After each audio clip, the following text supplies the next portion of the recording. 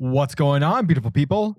It is I, your flying locomotive, and faster than a speeding bullet SuperCliff, coming at you live with a brand new video.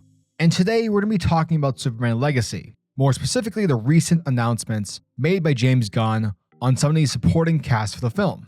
And they are as follows. Nathan Fillion will be playing GuyGardner's Green Lantern, Isabel Mercedes will be playing Hawkgirl, Eddie Gafigi is playing Mr. Terrific, whom you may recognize as Darwin from the X-Men First Class movie, and last but not least, we have Anthony Kerrigan as the one and only Metamorpho. By the way, he's fantastic as NoHo Hank from HBO's Barry. So yeah, watch that show. It's fantastic.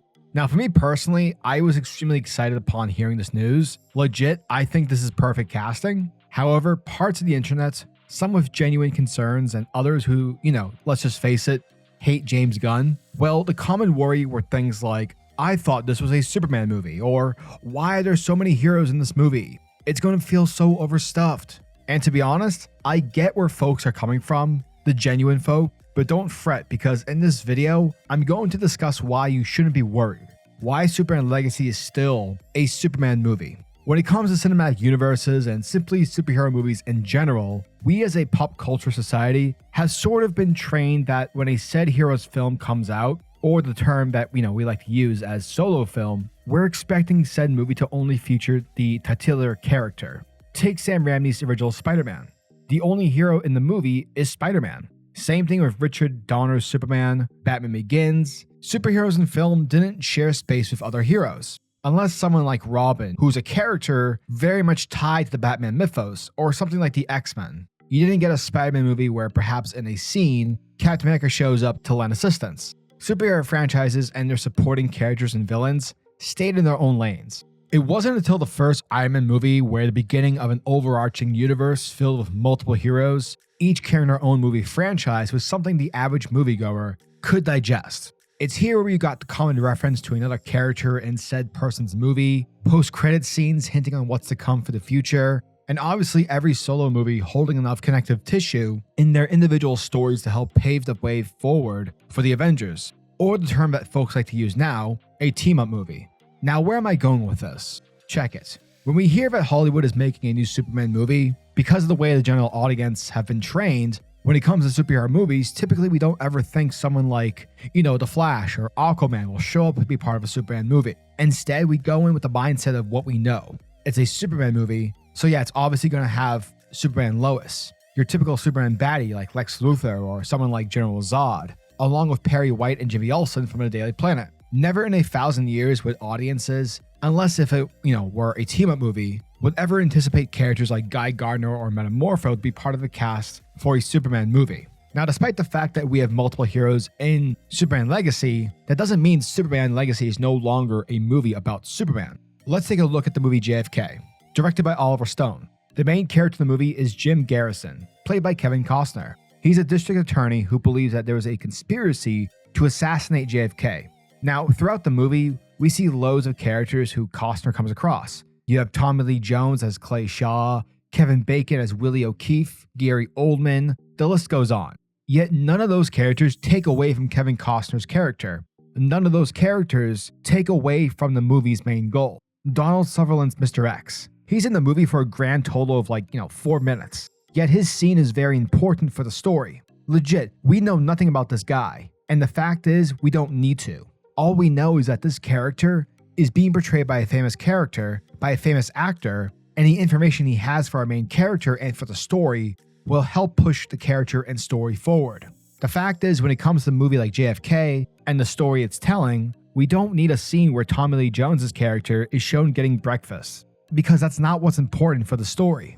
By having multiple heroes in Superman Legacy, it doesn't mean by default that it's no longer a Superman movie. Rather, it does two things. One, it says that the characters in the movie are there for a reason. Maybe Mr. Terrific has information about the villain Superman is facing that the Man of Steel himself doesn't have. Maybe GuyGardner's in the movie because his character foils Superman. And this works especially for a character like GuyGardner. Though he's a superhero and a Green Lantern, he's a major dick. So perhaps in the movie, his character will act as a foil.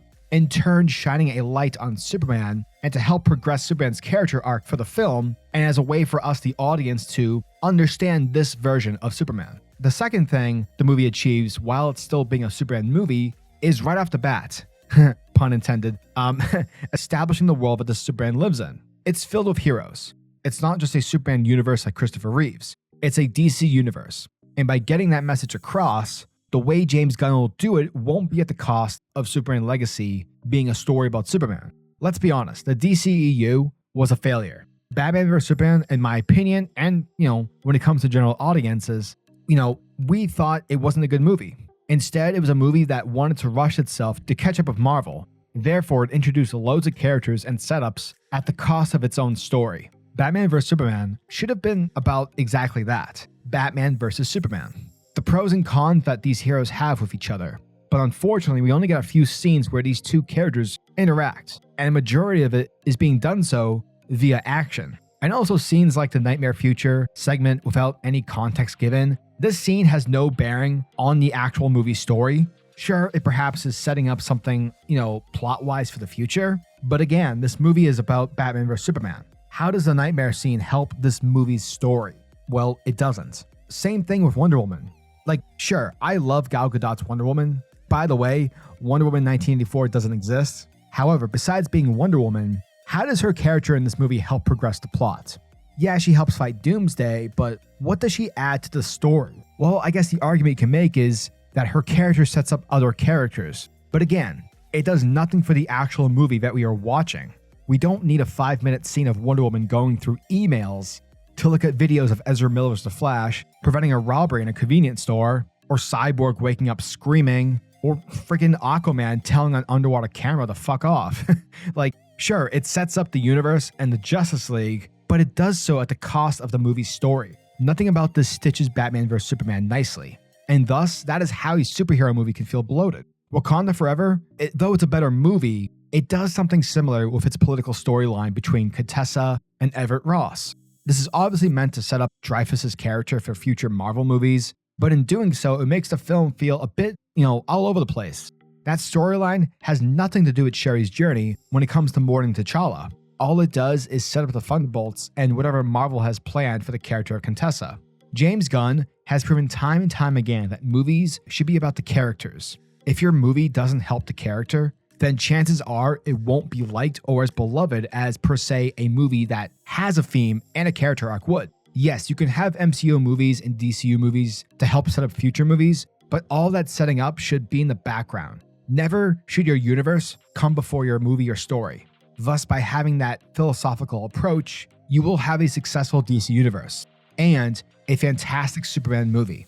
So yeah, as always, I'm your majestic sayer of words, SuperCliff. And if you guys are new to the channel, then do me a solid by smashing that like and subscribe button, and also the notification bell so that you'll never miss out on an upload, and so that you'll always be kept up to date with your favorite top tier comics happening in the comic book world. Now tell me, what are your thoughts and opinions on Superman Legacy? Do you agree with what I said? Do you have a different opinion or take? Let me know down in the comment section below. And until the next video, peace. Giggity goo.